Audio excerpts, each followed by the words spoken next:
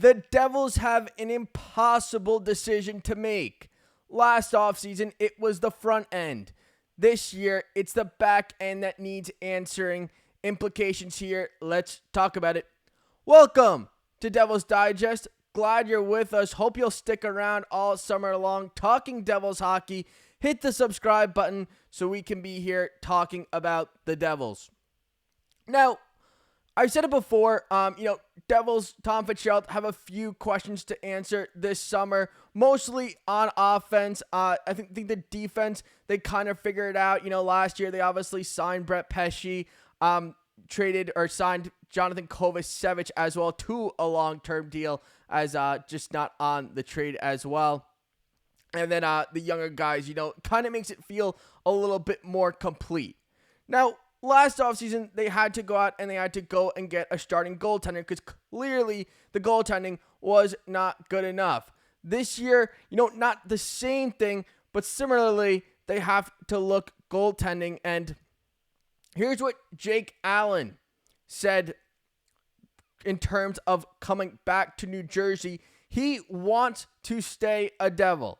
Now, looking at Jake Allen's season from last year, played pretty well.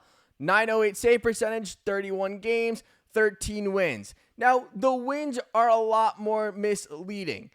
He deserved a lot more. There were countless of times throughout the season where I said, he deserved to get a win there. Team wasn't maybe playing great in front of him. They didn't score as much toward the end. The wins are a little bit more misleading. But in terms of, being a backup goaltender, Jacob Allen was great for them. He's been part of 2 Stanley Cup teams in a backup role. He can clearly handle being a backup at a .908 save percentage in 31 games for a backup goaltender. Not too shabby. He definitely, held his own as a backup goaltender. We know what we get from Jake Allen. He does have his contract up this year. It will be a question, do you want to re-sign Jake Allen? Now, what would a Jake Allen contract look like? Well, considering his age and the type of position he plays at this point in his career, it's probably more of a 1-year deal. Probably around, that $3 million, maybe gets to $4 million because of, things that are kind of out of our control. Like, when you look at the goaltending market this offseason, there's not really anyone out there. Jake Allen pretty much feels like, the number one option. And there are a ton of teams that are going to need either a starting goaltender or a backup goaltender. And when you look at these names, Alexander Georgiev, Vitek Vanacek, Ville Husso, none of those names, really kind of shout at you starting goaltender. Can, go out there, play 50 games, give you 30 wins.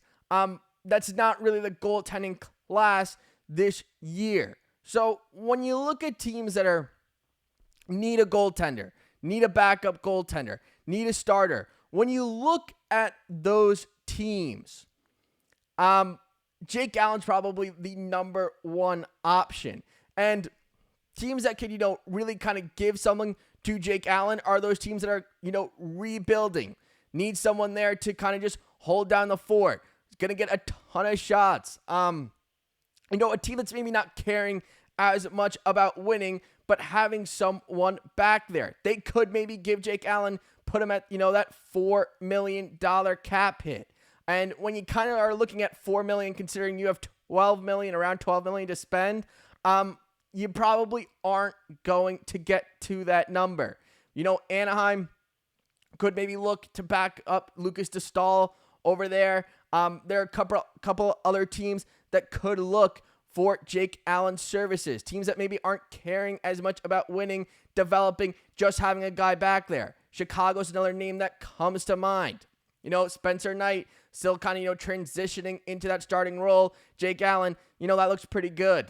They have the money to do so as well. So that's a place where the Devils could get thrown off because you really don't want to get to that $4 million number. When you have guys like Luke Hughes, you have to sign long term. You still have some contracts that maybe you kind of want to get rid of so you can bring in a forward.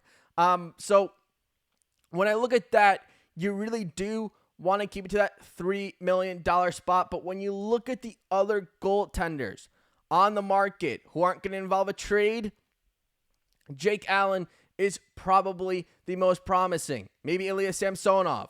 But, looking at it, Jake Allen is definitely in that top 3. So what would that mean for the Devils if they let go of Jake Allen? Well, the guy who's going to come up at least this season, Nico Daws. Looking at Nico Daws, 6 games this year, didn't play a ton with the big club, had a .939, won 3 of them. So when you look at how he played this year, smaller sample size, but he was able to play well. Looking at his career numbers, Utica 893 this year, not a great number, but none of the numbers really were that good in Utica. They had a really tough year. So I don't look as much into his numbers at Utica. What I do think this will come down to between, bringing back Jake Allen or giving Nico Daws a shot, or maybe, making a trade with a goaltender who's not going to cost as much. What I really think that this is going to come down to is your future with Nico Daws. Look, Nico Daws is 24 years old.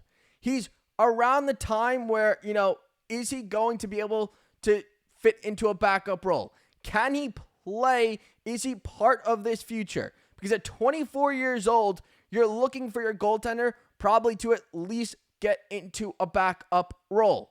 Now, with Nico Daws, probably the way that he's looking into this is his shot. Goaltending market, not very good. This team has to go address forward issues. I have a chance to make this team and make a statement if I can go and play in a backup role. Now, Tom Fitzgerald is kind of probably asking himself this question. Can Nico Daws give me 25 games, 15 wins?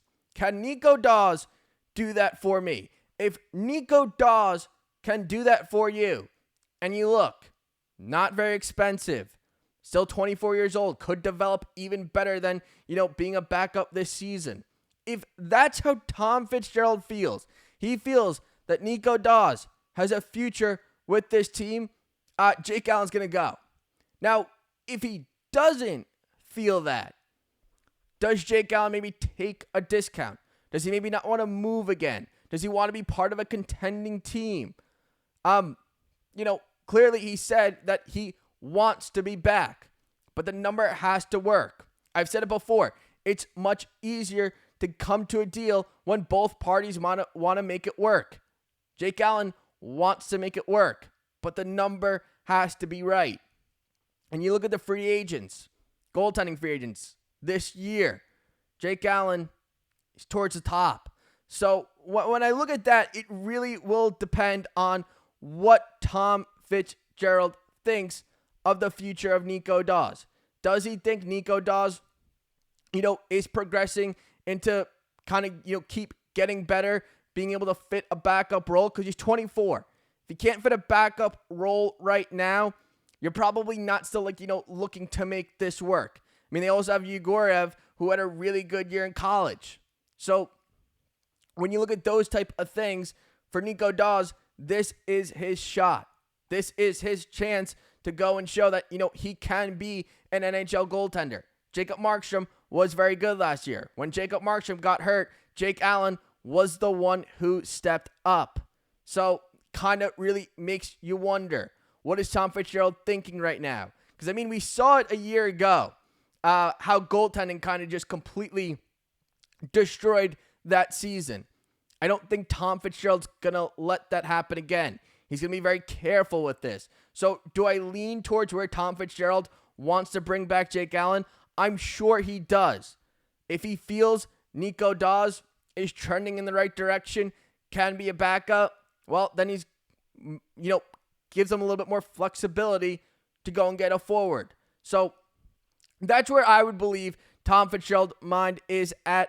Let me know what you think in the comments. Are you rolling with Nico Daws or Jake Allen? Let me know in the comments.